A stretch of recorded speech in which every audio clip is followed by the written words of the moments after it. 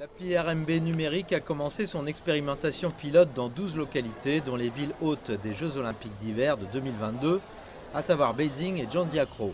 En tant que ville pilote également, Shenzhen a annoncé 25 millions de RMB numériques que les résidents pourront dépenser pendant les jours fériés du Nouvel An et de la fête du printemps. J'ai entendu parler des activités de promotion du RMB numérique par WeChat et j'ai téléchargé l'application. Par chance, j'ai obtenu un coupon de 66 yuan. Je me suis sentie très heureuse et j'ai acheté un livre avec. C'est très pratique de payer avec des renminbi numériques. Ma mère utilise toujours les renminbi numériques pour acheter des légumes sur le marché voisin. Le RMB numérique présente les avantages de l'argent liquide et du paiement mobile. Il garantit non seulement la commodité du paiement mobile, mais aussi le remboursement légal, l'anonymat et le double paiement hors ligne de l'argent liquide. Lorsque nous payons en utilisant le renminbi numérique, nous pouvons payer sans frais.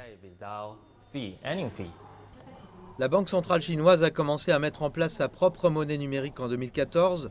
Jusqu'en octobre 2021, plus de 140 millions de portefeuilles personnels ont été ouverts et le volume des transactions s'est élevé à près de 62 milliards de yuan, soit environ 9,72 milliards de dollars américains. Un certain nombre d'activités seront organisées par notre banque pour la fête du printemps de cette année, notamment la promotion des ventes de nourriture, de divertissement et de transport. Shenzhen est considéré comme un précurseur par les initiés du secteur dans l'application à grande échelle du RMB numérique et d'autres incitations sont attendues prochainement.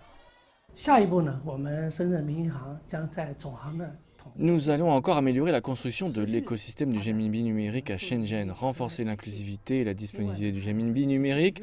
Nous le faisons pour rendre le renminbi numérique disponible pour un plus grand nombre d'endroits afin de répondre aux besoins des détaillants nationaux et d'explorer l'application pilote des contrats intelligents dans divers domaines.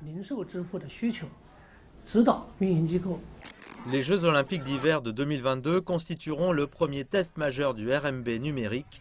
Les consommateurs pourront dépenser via l'appli ou des portefeuilles physiques sous forme de cartes et de wearables, tels que des montres intelligentes et des gants de ski.